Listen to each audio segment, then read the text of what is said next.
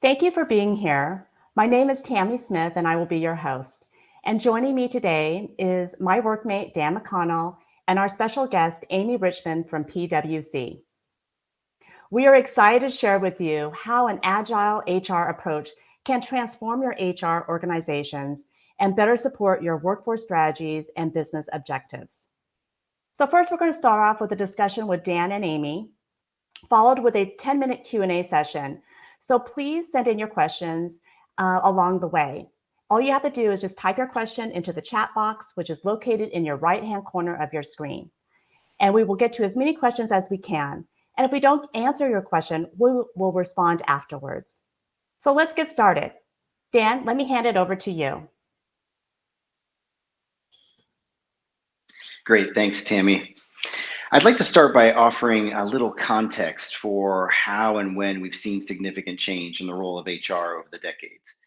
In doing so, it's only fair that I admit that I'm borrowing this from my good friend, close colleague, and general all around expert and thought leader, Workday's own Greg Pryor, and that we're really in the midst of a third generation of HR. Greg and other industry thought leaders agree that we can view the 1930s to 1970s as personnel administration, the 1970s to the 2010s as human resources, and the 2010s to the present as people enablement. We might even argue that the dramatic collision between the already emerging future of work and the COVID-19 pandemic is accelerating the emergence of a fourth generation of HR in the coming years, but that's really for another presentation. If we see the world of HR through this lens, we can start to understand the key role of practitioners over the years, the work that they were responsible for, and the technology that enabled them, even if that technology at one time was just a filing cabinet, and the culture of the organization and how HR fit into it. Today, this translates into a real opportunity for the HR organization to evolve and emerge as a critical driver of the workforce strategy and the enablement and engagement of employees as they deliver business objectives. Now, there's a lot going on in this slide, but the entire point is to highlight complexity.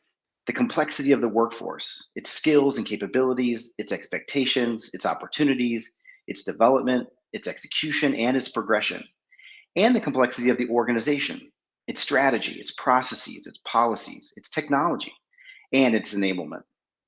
Workers want flexibility to develop and leverage their skills to engage with and deliver the work, but also to chart and navigate both traditional and non traditional career paths. But that puts a lot of pressure on the organization and specifically HR. It's critical that there's an alignment between the workers and the ability of the organization to understand and support the workers so that both the worker experience and the business objectives can be met. But in order to support an agile workforce, the organization needs HR to be agile. Now, as we discussed, today's workforce is complex. It is a diverse workforce consisting of over 5 generations of workers, all with different skills and expectations. But collectively, there are common themes within the workforce that are emerging that require the organization's attention. First is transparency. HR needs to be able to deliver clear and concise information to workers when they need it and across various mediums. Second is empowerment. Workers want control and ownership over the decisions and outcomes that influence their careers. Third is progression.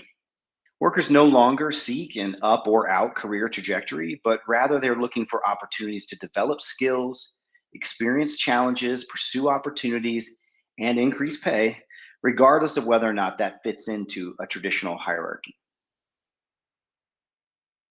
So, how does HR support the complexity of today's workforce and the current and future expectations of workers? The organization must embrace flexibility and evolve into an agile HR organization. There are a few fundamental things HR should do to effectively migrate to an agile framework. First, there must be a mechanism to understand the organization, to listen to the voice of the employee, not just annually, but continuously. Workday has what we call Feedback Fridays, where we leverage Peakon to determine how the organization is performing against key measures, and then translates individual and team feedback into real actions that managers and leaders can execute to improve and drive significant change. HR needs to lead this charge and have mechanisms in place to listen to and act on workforce feedback. This obviously assumes a commitment to and execution on data driven decisions. Data needs to inform and help drive the workforce strategy, and this needs to be embedded in culture. So, HR and even managers have access to and take action against key data on workers. Third, it requires the ability of HR to anticipate and proactively prepare for key moments that matter to workers, using employee feedback and data to identify trends in order to create programs around those critical moments in the career life cycle of workers. And then lastly, an agile HR organization must be outcome driven, tying programs to prescribed objectives, and then tracking and measuring success against those objectives allows the HR organization to identify success and sometimes course correct where programs fall short. This enables continuous change and helps HR remain relevant as business strategies change and evolve over time. In reality, an HR organization can't just be agile overnight, but there are steps that an organization should take to propel them forward on that journey. First, define your HR strategy. Now, this is not the same as a business strategy, but should focus specifically on the role of HR in supporting the workforce expectations and the business objectives. Second, think about the skills required for HR to be agile, not just the people in HR. Now, skills are the career currency of the workforce. We talk about that all the time. And similarly, they should be the career currency of the caretakers of the workforce. Do not forget about the skills of the agile HR organization when focusing on skills as that key piece of data. Also, think about frameworks, not just processes. Frameworks help to keep HR agile because they allow for changes, exceptions, and growth, as opposed to processes that are typically really granularly defined and naturally limit flexibility. Lastly, think about solutions, not just software. Technology is an enabler of strategy, and in the case of Workday, a phenomenal enabler of strategy. But you also need to think holistically about solutions. So you're not just expecting the technology to magically address all of your challenges. But where do you begin to design and execute an agile approach to HR? Well, we believe that you need to first think about the strategic needs of the organization and then prioritize where agile HR can help deliver critical results. Now, this is obviously going to vary by organization, but we encourage our customers to be thoughtful about where agile HR can deliver the most value and not worry about trying to boil the ocean. With so much complexity that we've talked about on the plate of HR today, being surgical about where agile HR can deliver and excel is critical. Which allows me now to transition and bring my good friend from PwC, Amy Richmond, who's going to share with us PwC's agile approach in navigating their aggressive journey in recruiting to anticipate and meet the significant hiring demands of their global workforce. Amy? Terrific. Thanks, Dan. I'm thrilled to be here today. I'm Amy Richmond, and I have been with PwC for over 20 years in various human capital roles. And I had the distinct pleasure and privilege of leading our global implementation of Workday. Um, PwC is a leading professional services firm, and we are a network of firms in 155 different territories. And we are currently live in Workday on a number of different modules, so including HCM, absence benefits, comp, recruiting, performance, and talent, as well as payroll in a couple of countries. We have over 284,000 active workers in the system, and we are growing every day, which is exciting. So our journey with Workday started back in 2016, but by March of 2018, we were live. But going live was just the starting line. It was the jumping off point. The fun stuff really started at that point because our focus has really been about realizing the benefits from Workday and understanding the value that we're getting from the system, as well as focusing on innovation and the future things. So a couple of things that we've done since we've been live, we revamped our reporting catalog. We put in a number of dashboards. We went what we called back to basics, and we've been helping various territories really think about their fundamentals in Workday. So things like supervisory orgs and security, just to make sure that the nuts and bolts are really working properly. In the time since we were live, we've put in over 400 optional enhancements So we're very keen around the innovation side of things. And we are very proud that this past summer we went live on the Workday Skills Cloud. But today I'm going to focus our discussion on the efforts that we took from a recruitment standpoint. So as Dan mentioned, the foundation of Agile HR rests in a couple of things, right? Getting feedback from our people, the moments that matter, making data driven decisions, and then a focus, of course, on outcomes.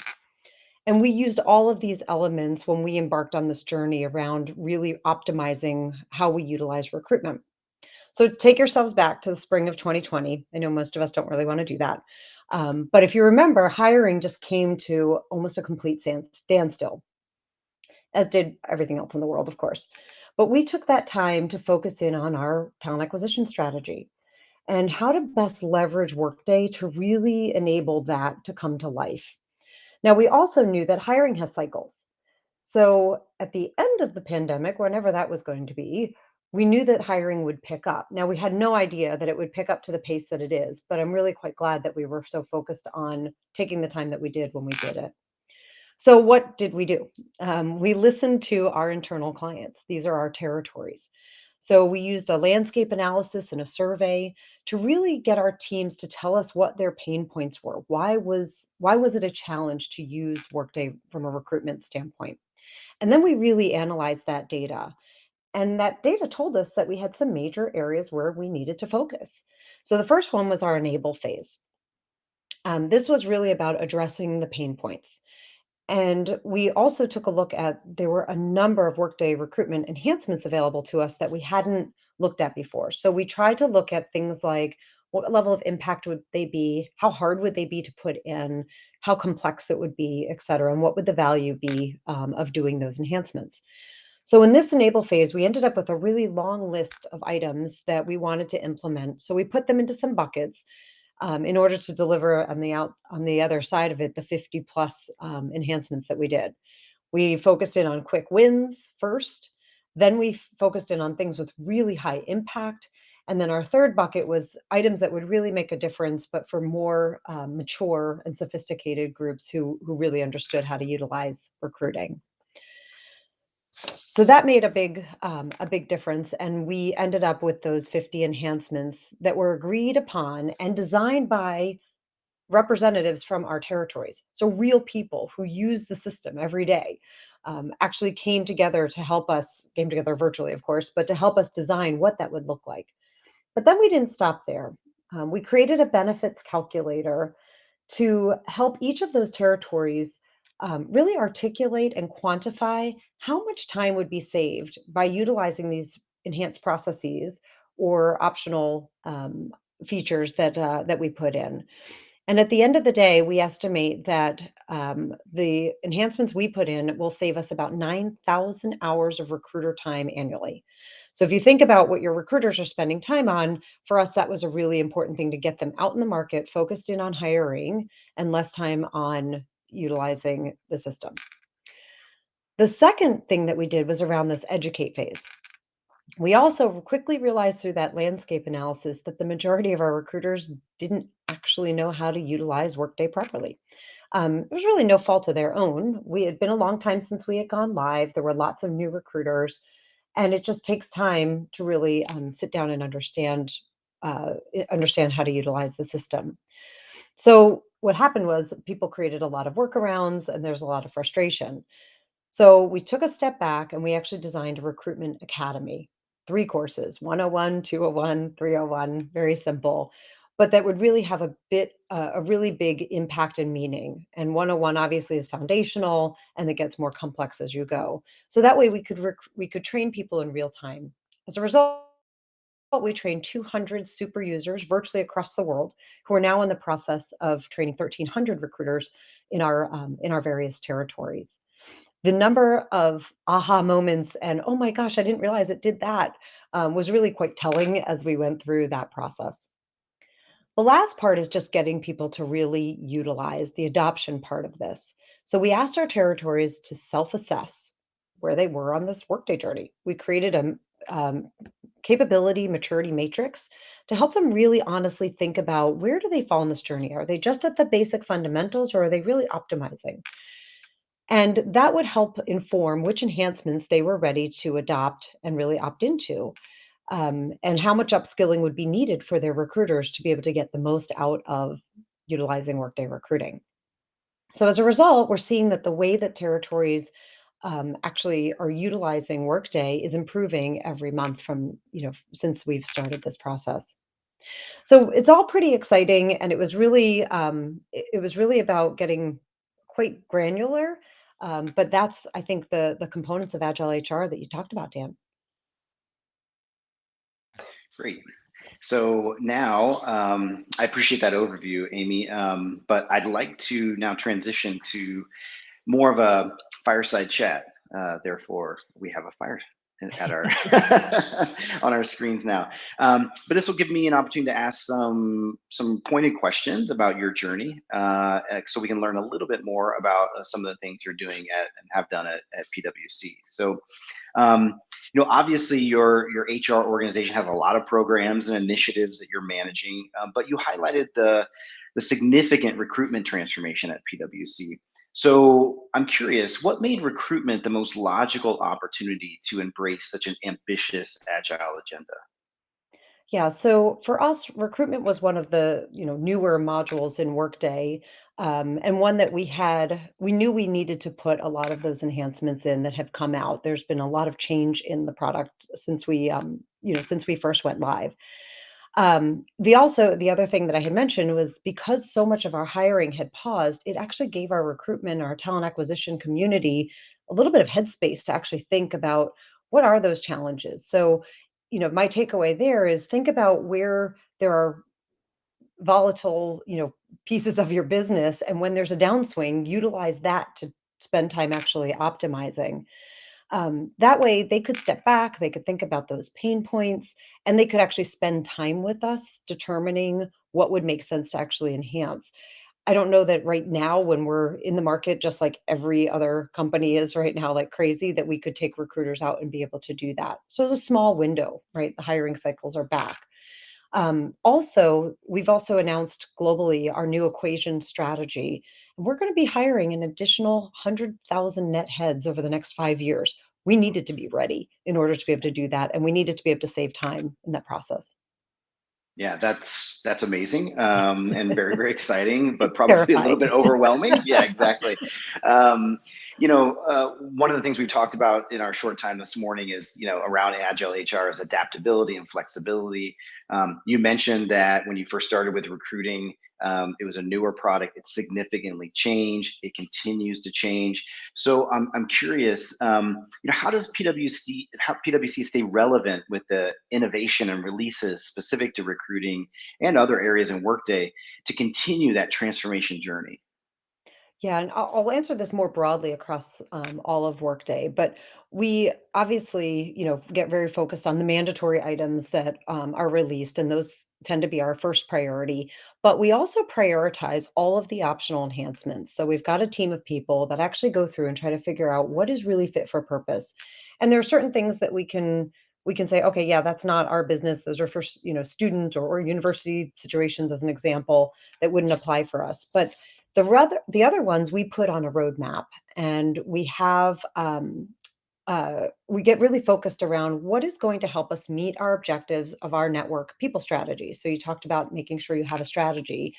We make sure that everything ties back to that, so that it's really clear. And most importantly, we listen to our stakeholders. So we listen to our territories, people who actually use the system, to make sure we understand what are the things that they want to see enhanced. We have a formal demand process, we have governance groups set up, and then we also, that our governance group helps us prioritize to really kind of keep us on track. The other thing that we do to make sure we're keeping looking in the future is we have some community groups set up internally, in addition to obviously the Workday community groups. But that helps us think through what are things that we're hearing more broadly from the bigger population of our organization. So a lot of it's just basic organization and project management that Yeah. keeps us focused on that strategy.